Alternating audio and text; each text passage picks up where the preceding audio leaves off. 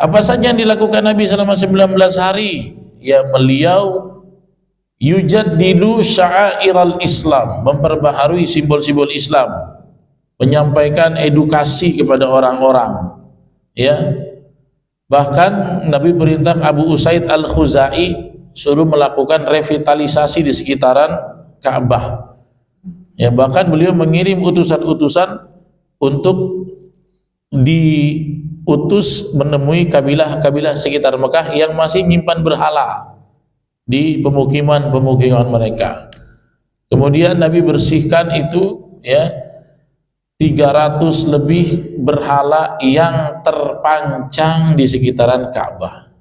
Jadi Nabi itu kalau di bahasa sekarang, bahasa akademiknya, Nabi membasmi habis paganisme. Ya, itu kan paganisme, penyembahan kepada keberhalaan, itu yang Nabi habiskan. Karena waktu Fathul Mekah aja 300 berhala. Waktu masih jahiliyah ribuan berhala, macam-macam patung. Ya, kalau di antara nama-namanya ada di dalam surat Nuh, ya, Manna, Suwa'a, Yagutha, nah, itu nama-nama berhalanya, dan itu nanti ada satu-satu, karena beda-beda kabilah ini nama berhalanya ini punya nama masing-masing, bentuknya pun beda-beda, kadang bahannya pun beda-beda. Ya. Nah, kemudian untuk membasmi paganisme ini betul-betul bersih, ya, agar tauhid betul-betul ditegakkan, Nabi utus beberapa satuan perang, karena ada beberapa kabilah yang masih ngeyel, berhalanya disimpan, dan mau dirobohkan. Bahkan tidak sedikit yang ketika para sahabat diutus Nabi untuk merobohkan berhalanya, mereka tuh punya dukun-dukun pendamping berhala, wanita hitam telanjang, Pak, penjaga patung itu. Ini udah parah ini yang mempengaruhi orang. Yang seperti ini biasanya oleh sahabat dieksekusi langsung, karena dia sudah mengabdikan menjadi Abdul Uzza, hambanya berhala.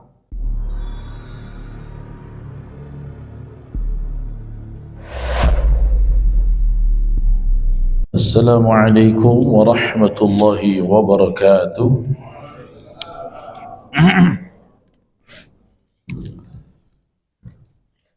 Alhamdulillah, alhamdulillahi nahmaduhu wa nasta'inuhu wa nastaghfiruh wa nu'minu bihi wa natawakkal alayhi wa na'udzu billahi min syururi anfusina wa min sayyiati a'malina. May yahdihillahu fahuwal muhtadi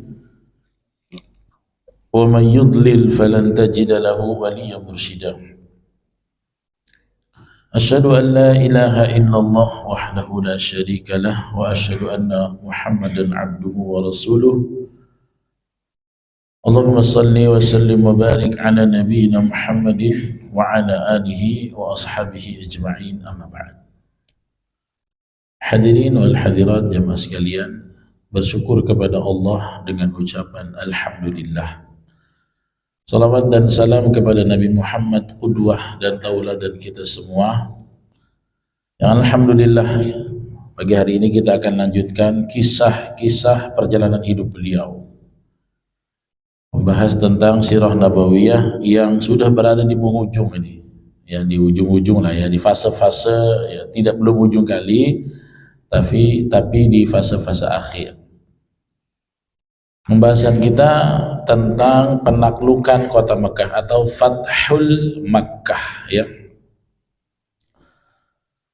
Nah, ketika Mekah sudah ditaklukkan oleh Nabi, ya, beliau sempat membuat gentar orang kufar Quraisy, karena yang datang ke Mekah itu 10.000 banyaknya kaum muslimin yang datang 10.000. Untuk diperangi dengan kuantitas seperti itu tentu resiko kalahnya tentu lebih besar bagi orang-orang kafir Quraisy. Tapi ketika penaklukan kota Mekah itu terjadi, justru Nabi berpidato di hari kedua dengan khutbah beliau menebarkan kasih sayang, ya, orang-orang yang khawatir akan dieksekusi, semuanya dianggapnya orang kafir semua dibunuh, ternyata tidak, ya. Nabi mengatakan la tathriba alaikumul yaum, tidak ada dosa kalian hari ini. Idhabu fa antum tulaqa, pergilah kalian dibebaskan. Maka Nabi tunjuk tuh siapa rumah-rumah aman saat itu, rumah Abu Sufyan, Ummu Hani dan yang lain-lain ya. Nah itu. Nah ketika terjadi Fathul Makkah itu, Nabi menyampaikan pidato tentang suakannya kepada orang-orang kafir.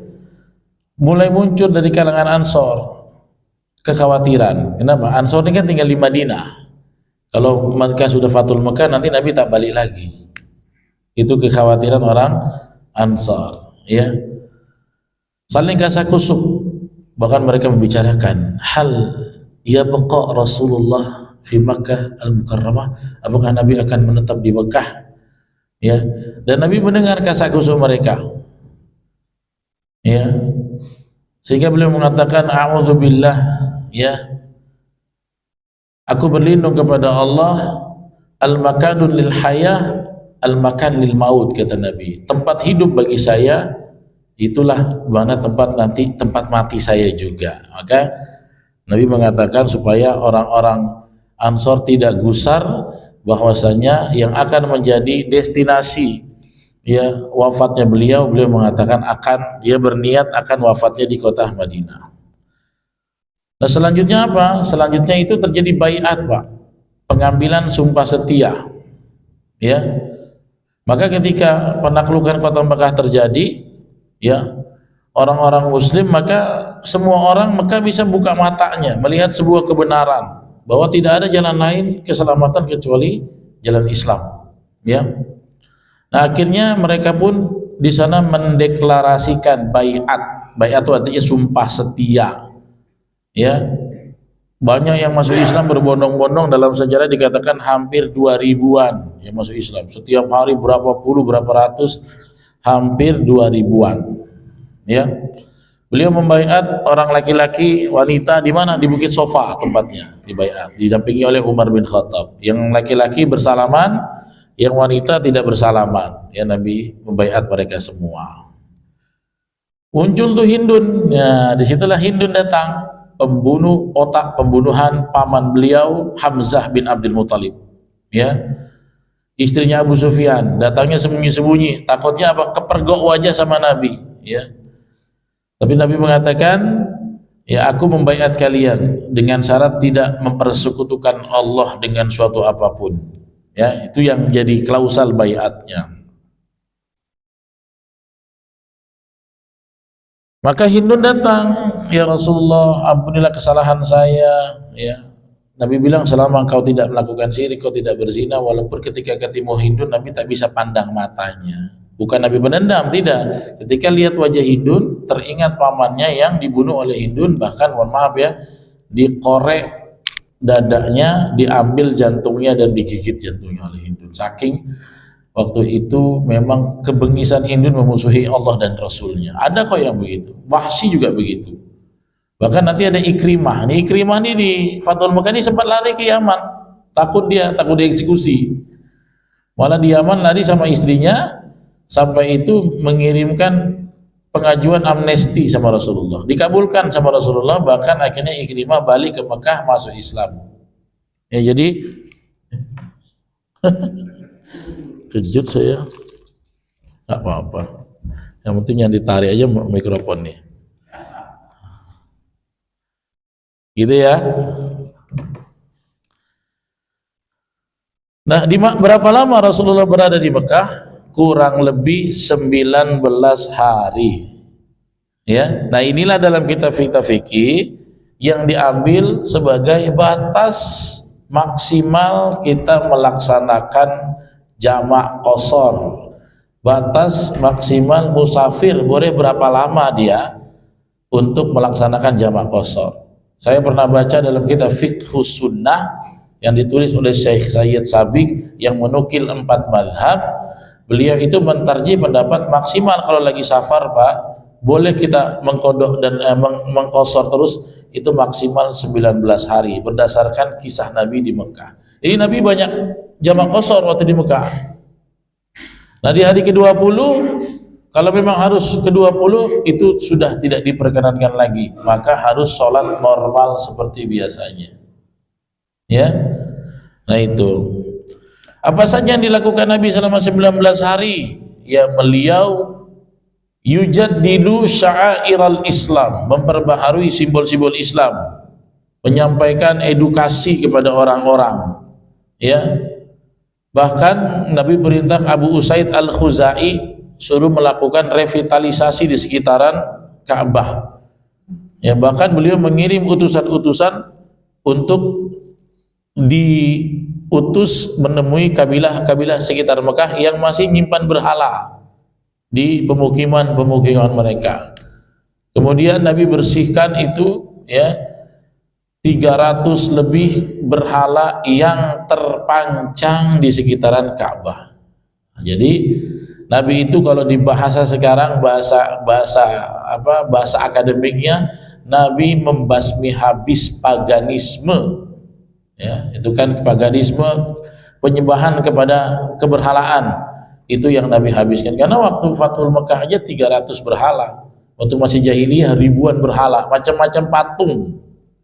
Ya, kalau di antara nama-namanya ada di dalam surat Nuh, ya, Manna, Suwa'a, Yagutha, nah, itu nama-nama berhalanya, dan itu nanti ada satu-satu, karena beda-beda kabilah ini nama berhalanya ini punya nama masing-masing, bentuknya pun beda-beda, kadang bahannya pun beda-beda.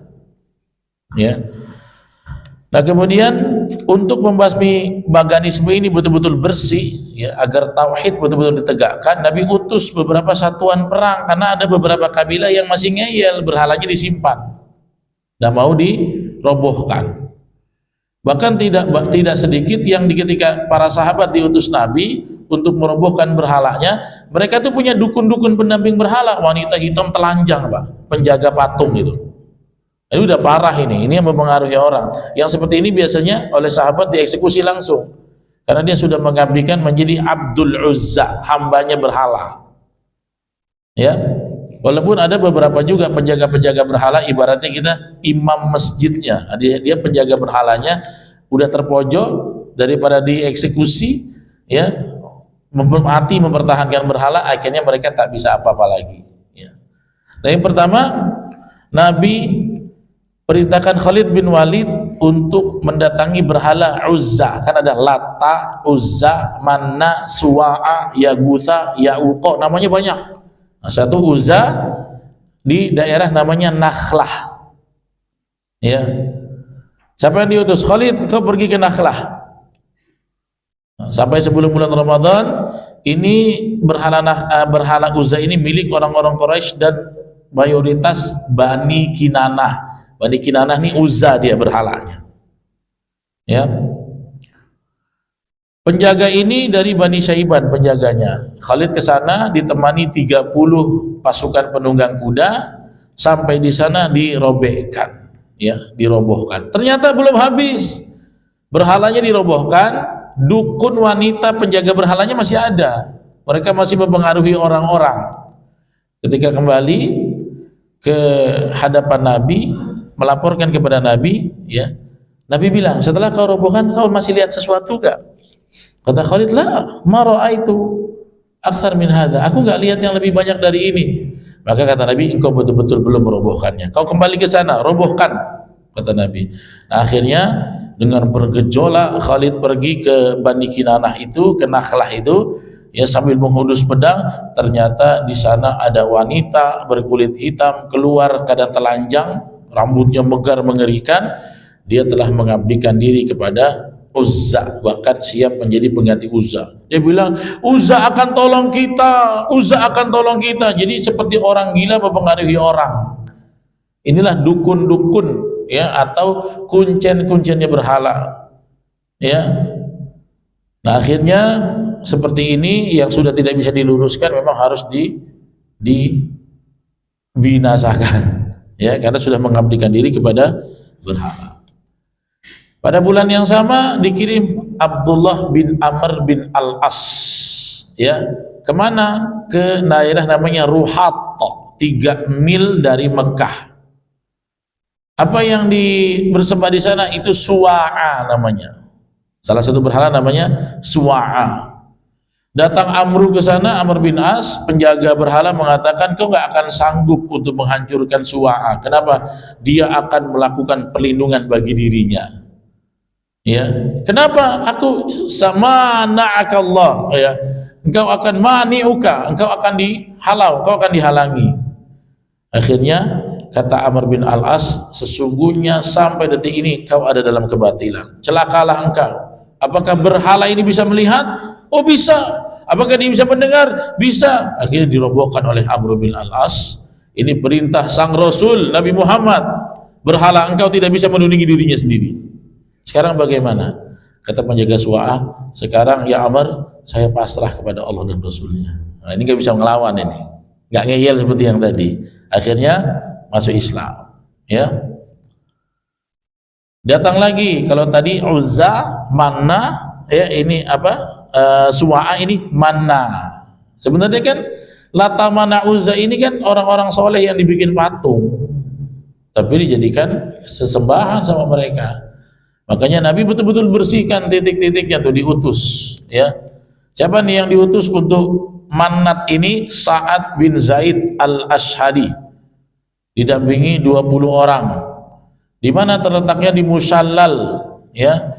Nah ini yang biasa disembah oleh orang-orang Aus, orang-orang Khazraj, orang-orang Bani Ghassan, ya, Manna ini. Sampai di sana penjaga, selalu berhala itu ada penjaganya. Ya, apa yang kau lakukan ya Sa'ad? Sa'ahdimul asnam wal awthan. Aku akan menghancurkan berhala ini.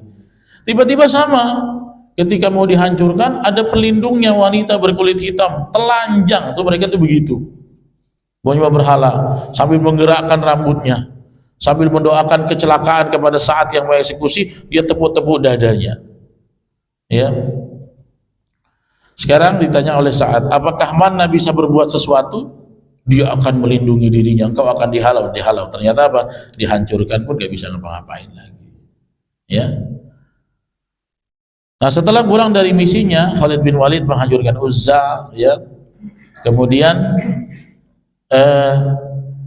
Rasulullah Shallallahu Alaihi Wasallam mengutus beliau untuk datang ke Bani Jazimah untuk menyeru penduduk sana kepada Islam, tapi bukan perang. Khalid diutus, selesai dari urusan Uzza, beliau ke sana bersama 350 orang Muhajirin dan Ansor. Jadi di Fathul Mekah itu Nabi kirim sariyah, namanya satuan-satuan untuk membumi hanguskan keberhalaan, karena itu tujuan pertama. Ya, sampai di sana mereka berkata, ya sempat Khalid ini agak miring dalam tugas. Ketika dikirim ke Bani Jazimah, sampai di sana disuruh masuk Islam, tapi ternyata orang-orang sana bilang, kami nggak mau masuk Islam, kami keluar dari agama kami. Padahal cuma bahasanya itu. Khalid sempat emosi sampai ditawan beberapa, dihajar oleh Khalid, disuruh eksekusi. Di situ ikut Ibnu Umar dan beberapa rekannya. Ibnu Umar menolak untuk melakukan eksekusi yang dilakukan Khalid. Dilaporkan ke Nabi, Nabi bilang, ya, aku berlepas diri dari apa yang dilakukan Khalid. Ditegur Khalid supaya tidak melakukan hal-hal seperti itu. Ya, nah itulah tentang beberapa penaklukan kota Mekah. Jadi Mekah itu peperangannya adalah penghancuran paganisme hingga tuntas. Di seluruh jazirah Arab, Nabi betul-betul ya secara detail, mana yang masih berdiri berhala, utus. Mana masih berdiri berhala, pergi. Mana masih ada berhala, hancurkan. Tidak ada satu jengkal pun yang Nabi biarkan. Nabi nggak ngurusi bunuh orang dulu, tidak. Ya, tapi mengurusi akidah mereka dulu. Kalau barang itu masih ada, setan akan goda hati mereka untuk condong sujud dan ruku sama berhala itu. Maka itu yang difokuskan. Secara bilangan di wilayah Ka'bah itu 300-an berhala, tapi di kabilah-kabilah yang 3 mil, 7 mil itu masih ada mereka simpan. Itu didatangi semua oleh utusan-utusan Rasulullah. Inilah akhirnya kebahagiaan Fathul Mekah. Tapi kita mesti ingat, dalam kitab Sirah disebutkan Fathul Mekah salah satu awal terbukanya adalah Hudaybiyah, kemenangan Islam. Tapi Hudaybiyah waktu itu adalah agreement politik yang kelihatannya tidak pro kepada Islam. Ingat ketika kita bahas Hudaybiyah, mayoritas sahabat tidak setuju dengan keputusan politik Nabi. Kenapa Nabi harus ya berkolaborasi dengan orang-orang kufar Quraisy, bikin rancangan undang-undang bersama dengan orang kafir? Ya kan klausalnya itu, agresi gencatan senjata 10 tahun. Kalau ada orang Mekah datang ke Madinah masuk Islam nggak boleh ditampung. Kalau ada orang Madinah murtad balik ke Mekah nggak boleh dijemput, gitu kan? Ya, klausalnya merugikan. Makanya waktu terjadi kolaborasi atau kesepakatan Hudaybiyah, Umar bin Khattab aja tadinya nggak mau ikut dengan keputusan Nabi, tapi terpaksa mau nggak mau sami'na wa ata'na. Makanya hikmahnya buat kita, ada memang satu keputusan yang bersifat politis, kelihatannya memang tidak ideal, tapi kalau dijalankan dengan niat untuk menegakkan Islam, insya Allah nanti endingnya akan Allah buka jalan. Karena nggak semua kesepakatan dalam urusan politik itu pasti oke terus ya, karena keadaan Nabi itu harus ikut Hudaybiyah.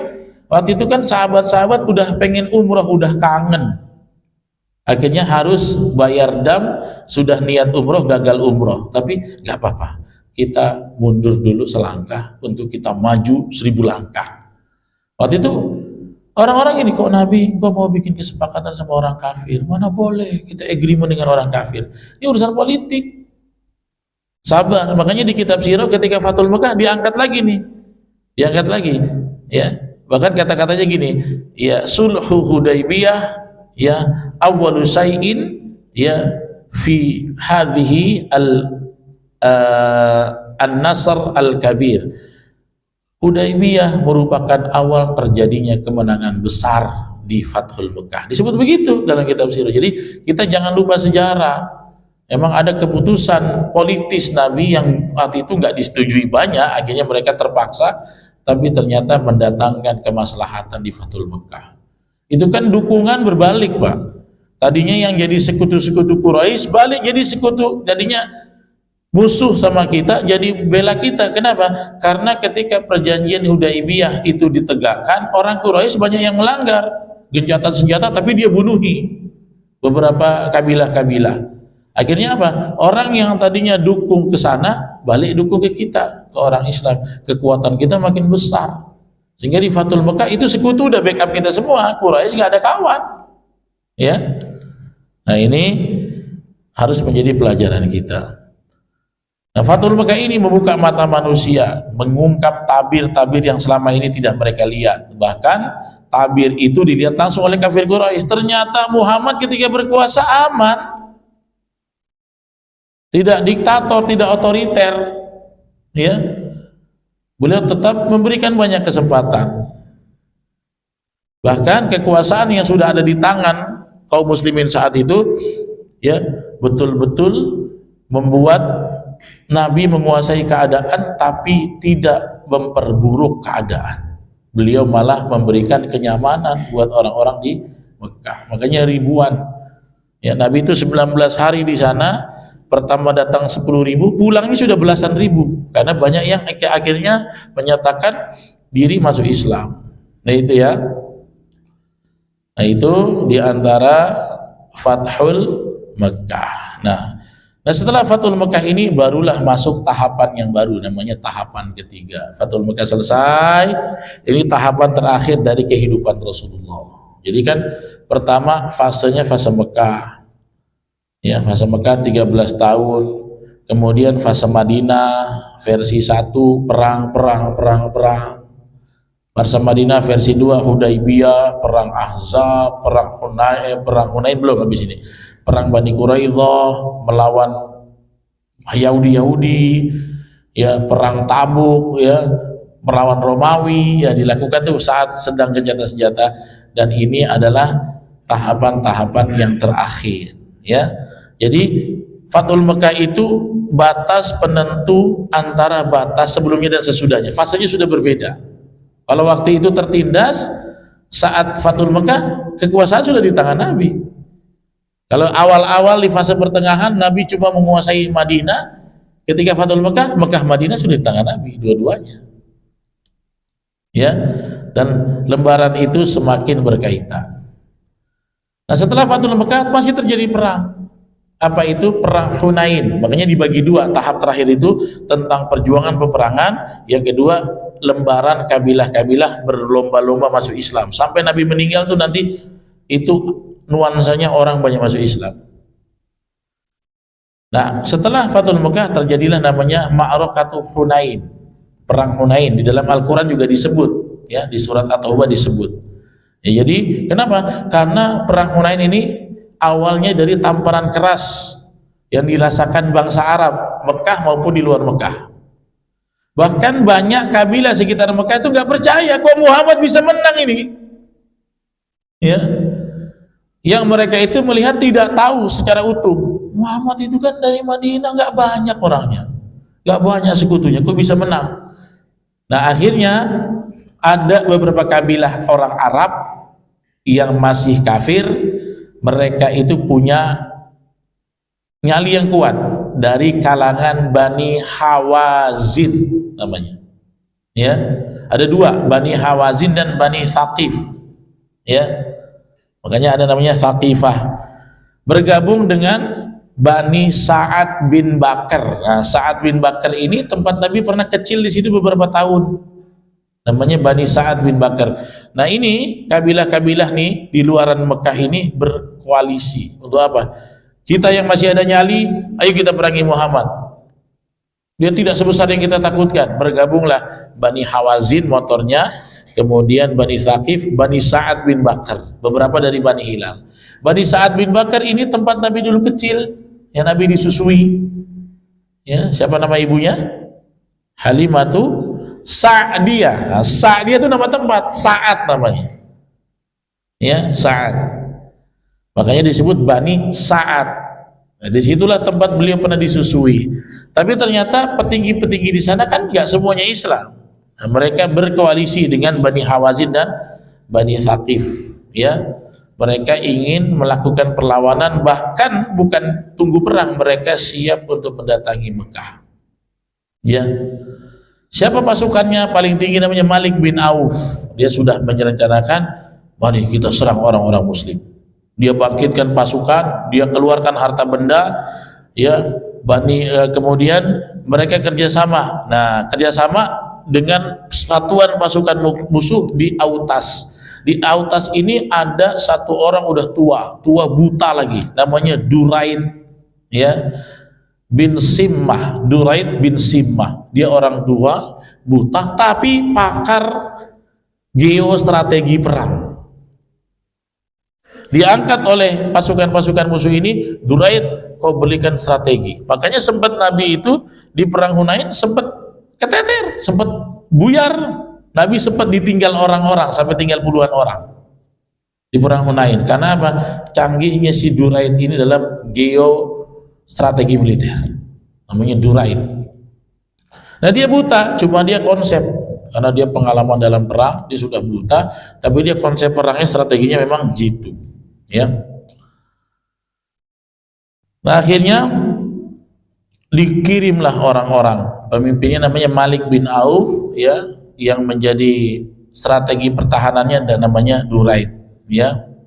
Dipanggil Malik bin Auf, dikerahkan pasukan, ya, mengatakan ini sama dengan menggembala domba. Ya, apakah kira-kira kita bisa menang? Ya, akhirnya mereka melakukan ikhtiar dengan mengirim mata-mata. Jadi dari pasukan Bani Hawazin dipimpin Malik bin Auf ini, dia kirim beberapa mata-mata untuk cari informasi. Ya. Nah, ketika mereka ke Mekah, justru mata-matanya ketemu dengan mata-mata kaum muslimin yang Nabi juga dengar bahwasanya Bani Hawazin sudah persiapan mau menyerang kita. Nah, ketemu, ya. Nah, ketika mereka lapor ternyata nggak seperti yang mereka kira. Mereka lihat apa? Waduh, ini mati kita. Kenapa? Pasukannya orang Islam gagah-gagah berkuda putih. Makanya mata-matanya Bani Hawazin ketika melaporkan, celaka kita. Kenapa? Sesungguhnya aku melihat pasukan gagah berkuda putih yang justru mau datang ke Bani Hawazin. Jadi mata-mata dia waktu mau lihat ketemu dengan mata-mata pasukan Nabi, beberapa puluh pasukan kuda yang gagah. Dilaporkan. Ya, tapi memang orang-orang pembangkang ini nyalinya besar. Bani Hawazin ini nyalinya besar.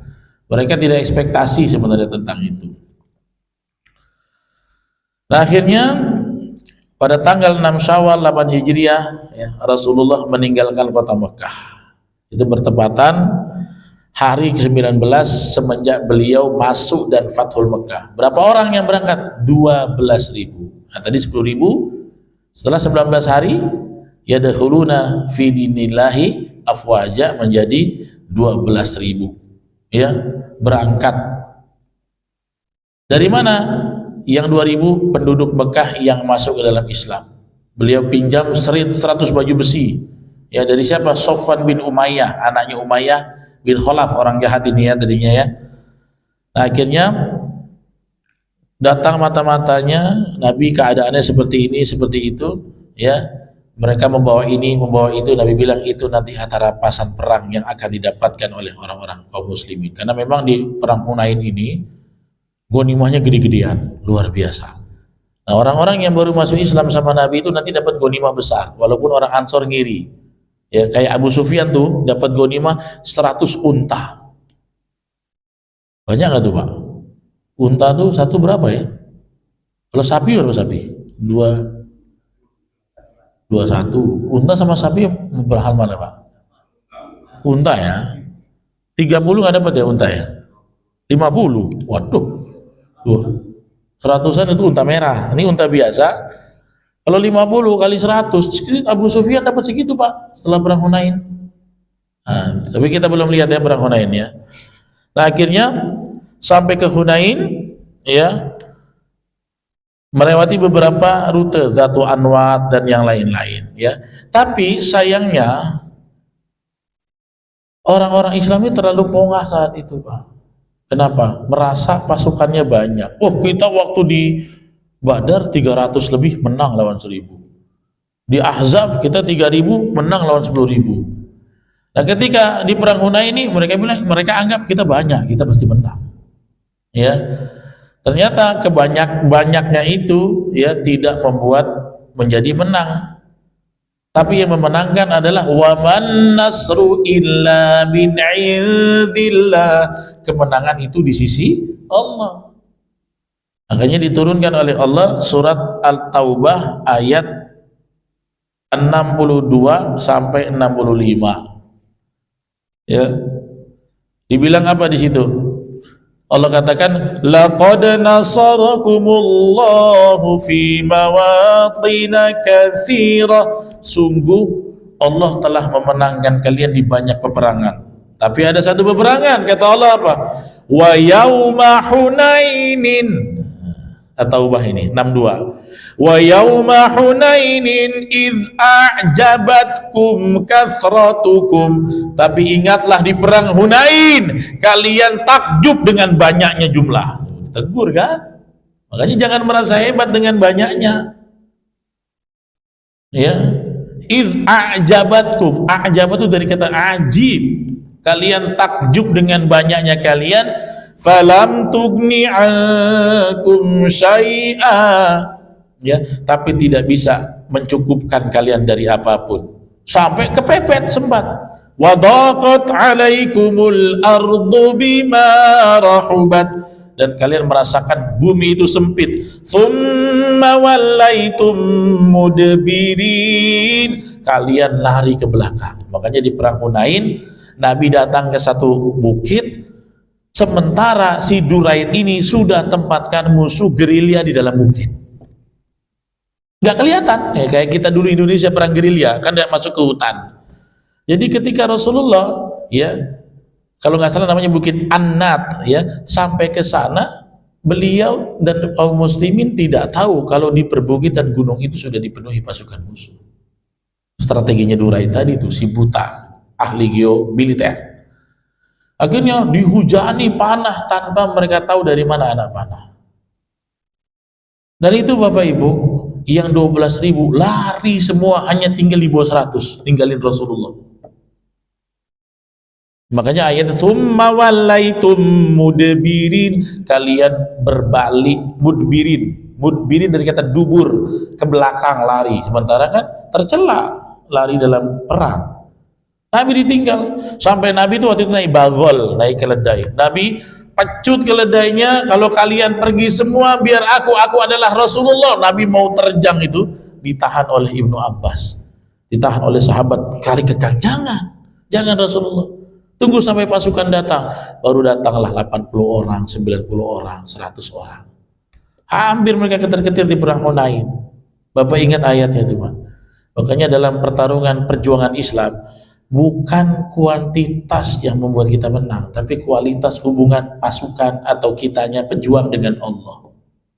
Banyak sekali matematisnya kita kalah secara matematis, tapi ketika mentalnya terlalu takjub dengan kehebatan diri, di situ Allah jungkirkan kita punya hati.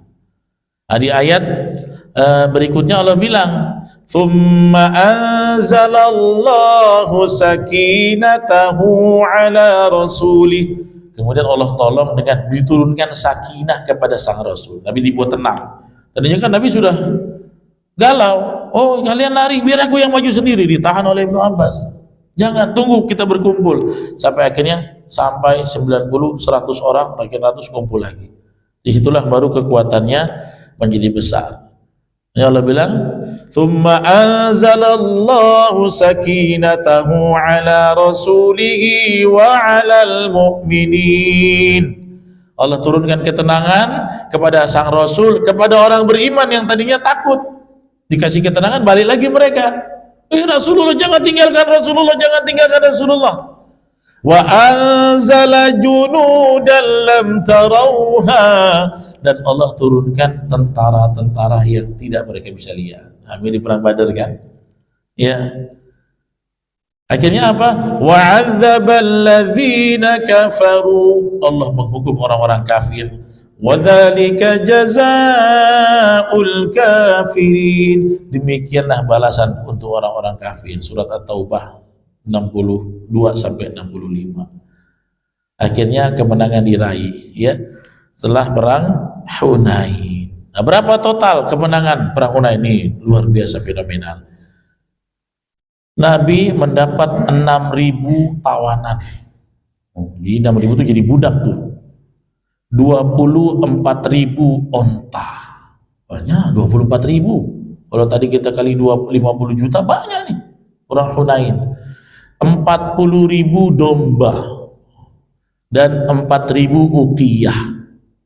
Nabi perintahkan agar tawanan itu, harta rampasan itu dikumpulkan di mana? Di Ji'ronah. Nah, Ji'ronah di tempat salah satu kita untuk miqat, ya, di Ji'ronah dikumpulkan. Ditunjuklah Mas'ud bin Amr al-Ghifari sebagai penanggung jawab. Ya, ini tidak boleh dibagi sebelum terjadinya perang Taif. Nah, terjadinya ketika Bani Hawazin tadi terpukul karena mereka punya kabilah, kan rutenya nggak jauh dari Taif, berarti 6 mil dari Mekah. Mereka tuh banyak lari ke Taif, lari. Nah, Nabi bilang harta rampasan letakkan di Ji'ronah dengan jumlah-jumlah tadi. Nabi dan para sahabat lain mengejar sampai ke Taif, pasukan-pasukan yang ada di sana. Mereka bikin benteng. Sebagian ulama mengatakan 9 hari Nabi gempur ke Taif. Di bentengnya itu, Malik bin Auf, cuma nggak bisa-bisa, padahal cuma sedikit aja orangnya. Kenapa? Kalau melawan musuh di dalam benteng itu susah. Mereka tahu strateginya, mereka sudah siapkan rutenya, setiap orang mau naik ke atas sudah dijegal terus. Akhirnya sampai akhirnya dalam musyawarah itu, ya Rasulullah, kalaupun mereka lolos dari benteng, cara menangnya adalah biarkan mereka keluar dari benteng. Kalau kita di dalam benteng, makin banyak yang meninggal kita. 9 hari itu 12 orang meninggal dari kaum muslimin. Akhirnya kalaupun mereka keluar dari benteng nggak berbahaya, mereka tuh sedikit. Berbahayanya kalau mereka di dalam benteng. Sama kayak perang melawan Yahudi itu kan, dengan benteng-benteng Yahudi, mereka punya tanaman di dalam, punya pengairan, jadi mereka bisa bertahan, makannya aman. Pasukan kita yang di depan ini kurang makan. Jadi ketika diserbu kita dibantai terus, visi kita kalah. Nah, akhirnya disuruh ditinggalkan. Terjadilah perang Taif, ya. Waktu itu Khalid berangkat duluan 1.000 prajurit, ya, melewati Nakhlah tadi. Walaupun akhirnya terjadi benturan di benteng, pada kesempatan itu Nabi suruh udah mundur aja, nanti ketika mereka keluar baru kita akan melakukan penetrasi sehingga mereka keluar. Nah, akhirnya selesai ya pengepungan, barulah di Ji'ronah pembagian harta rampasan. Ya, berapa lama di Ji'ronah? Selama 10 hari. Ya, apa harapannya? Nabi tunda tuh berharap ada utusan Hawazin yang datang untuk memohon amnesti, karena Hawazin ini posisinya sudah nggak menguntungkan. Mereka cuma sedikit sembunyi di benteng, kalaupun keluar tinggal disikat sebentar habis. Ya, kalau mereka mau datang sebelum dibagi harta rampasan, Nabi akan kirim amnesti, beberapa barang mereka dikembaliin, tapi mereka tidak datang-datang. Ya, akhirnya beliau mulai membagi harta rampasan perang, agar pemimpin kabilah dan pemuka Mekah nih udah mulai bising, kita menang, kita udah ikut Nabi Muhammad, itu harta rampasan kok gak dibagi-bagi. Nah, ini yang baru masuk Islam tuh, yang baru masuk Islam. Akhirnya supaya tidak terlalu banyak fitnah, kalau masalah harta, masalah bagi-bagi duit, Nabi pun bisa kena fitnah, hati-hati. Ya. Dan akhirnya Nabi tunjukkan bahwa tidak ada sebutir pun, ya, kurma yang tidak aku bagi untuk kalian, betul-betul dibagi habis. Nah, dapatlah orang-orang mu'alaf baru ini, Abu Sufyan dapat 40 uqiyah, 100 unta. Sudah begitu, minta lagi, ya Rasulullah, wa kaifa bi Yazid ibni, saya boleh nggak minta lagi untuk anak saya Yazid? Dikasih lagi sama Nabi, jumlahnya sama. Abu Sufyan dapat 100, dia minta lagi untuk anaknya, dapat 100. Akhirnya dia tanya lagi, bagaimana dengan Muawiyah? Oke, dikasih lagi 100. Kemudian tokoh yang lain, Hakim bin Hizam, dapat 100 ekor unta tapi tidak dapat uqiyahnya, uang. Setelah itu dia minta lagi, ya, dikasih 100 ekor unta. Anaknya Umayyah bin Khalaf, Sofwan bin Umayyah, yang sempat membantu sebelum, ya, dengan 100 baju besi, minta 100 ekor unta lagi, dikasihkan. Ada lagi petinggi Al-Haris bin Kaladah, diberi 100 ekor, ya. Ya, ada yang dikasih 50 ekor unta. Bahwa ada kabar ternyata Muhammad itu tidak takut miskin. Kenapa? Ghanimah dibagikan semua. Ini keadilan pemimpin sejati. Selama ini tujuan orang-orang Mekah salah semua. Nabi bagi-bagi. Ya. Nah, kemudian setelah membagikan kepada orang-orang yang baru masuk Islam, Nabi panggil Zaid bin Thabit. Nah, Zaid bin Thabit kan udah ikut dari sebelumnya dari Madinah. Akhirnya dikumpulkanlah sisa harta rampasan untuk diberikan. Ya, kebanyakan dapat berapa? 4 ekor unta, 40 domba. Kalau dia termasuk pasukan penunggang kuda, dapat 12 ekor unta, dapat 100 lebih domba. Ini Nabi bagi berdasarkan pertimbangan yang sangat matang. Sehingga ternyata orang-orang Ansor nih mulai bergejolak. Apa gejolak fitnahnya? Nabi Muhammad sudah mengutamakan kaumnya sendiri.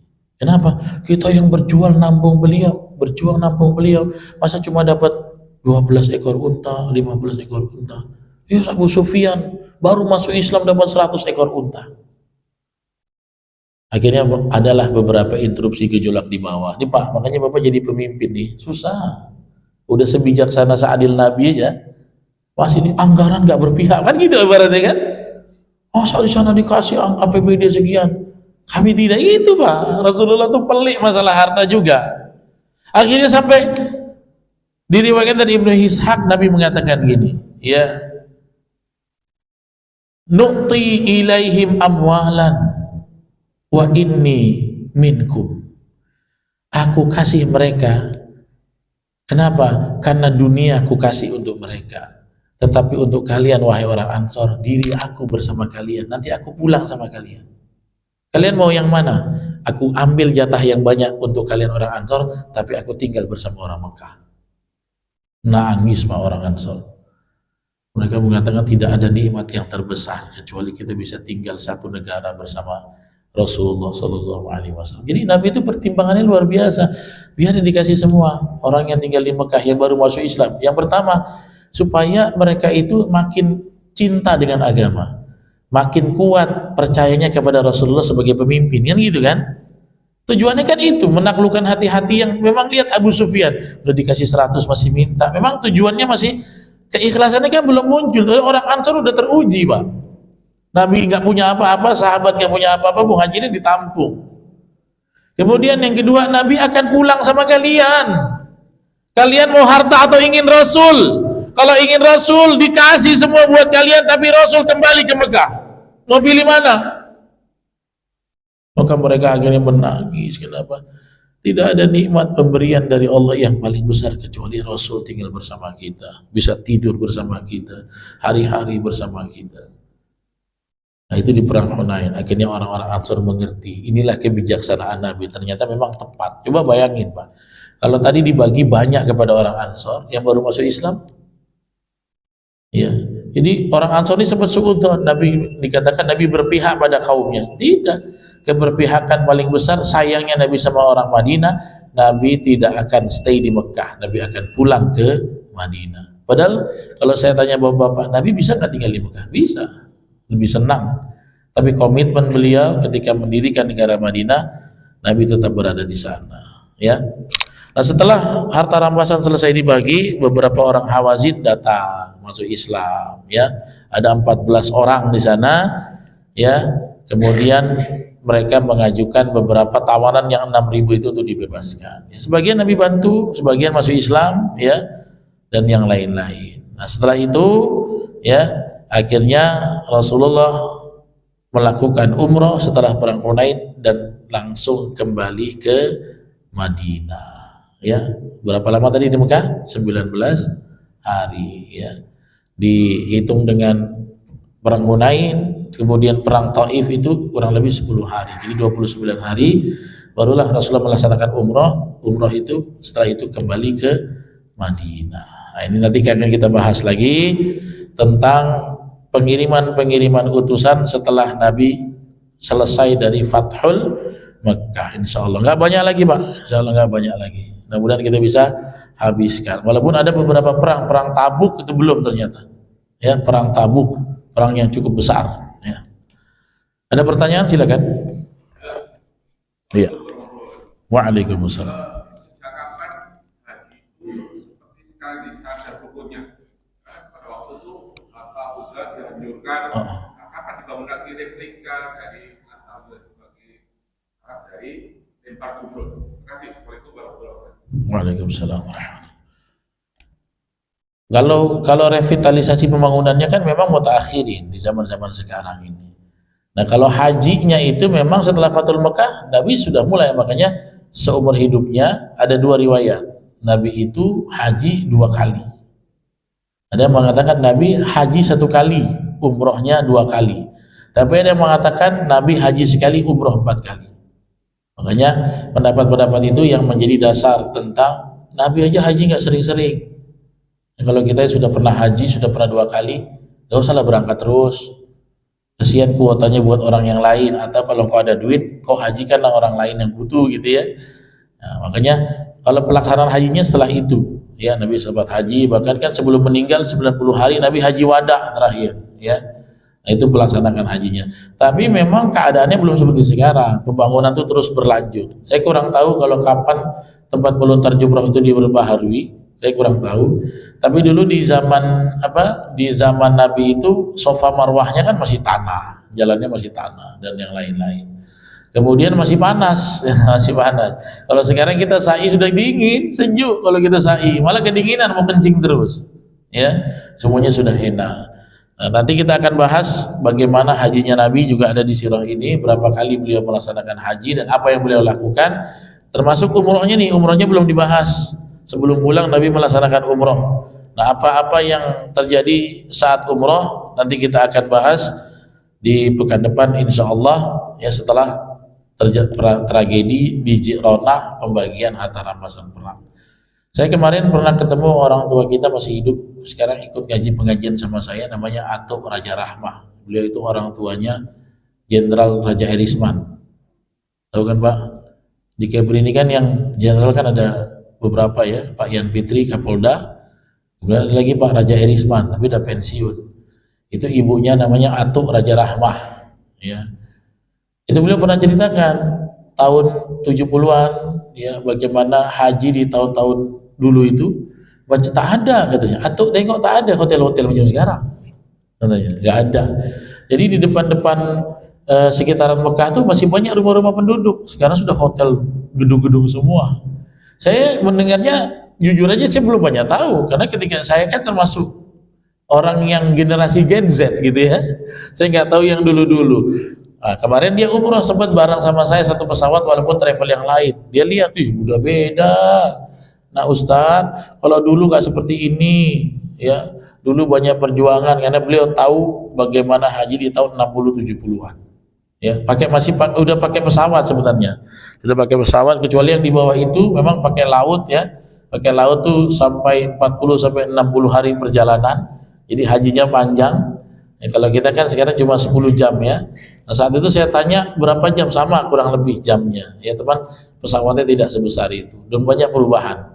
Jangankan itu Pak, setahun aja saya berangkat tahun 2024, berangkat 2023, banyak yang beda. Ya, kayak sekarang di tempat tawaf itu sudah bisa pakai mobil bagi. Masuk kita di Ajiat, naik atas sebelah kanan, bisa nyewa mobil bagi buat orang-orang yang uzur. Tapi di lantai paling atas pakai mobil bagi. Mobil bagi ini tinggal enak lah, tawafnya santai. Karena perkembangan terus berlangsung. Apalagi 6 bulan Bapak nggak ke sana, udah berbeda tuh terus. Nah, jadi kalau Pak Edi tanya pembangunan tempat jumroh itu cepat kali berubahnya setiap tahunnya. Jadi kayak saya tidak mengupdate itu. Ada lagi? Silakan. Cukup? Baik, demikian yang bisa saya sampaikan. Lebih kurang mohon maaf. Mudah-mudahan kehidupan Nabi ini jadi pelita untuk kita jadikan pelajaran akhlak beliau, bagaimana dakwah beliau, bagaimana keputusan beliau sebagai pemimpin. Mudah-mudahan bisa jadi contoh dan tauladan dalam kehidupan kita. Kita tutup dengan kafaratul majlis.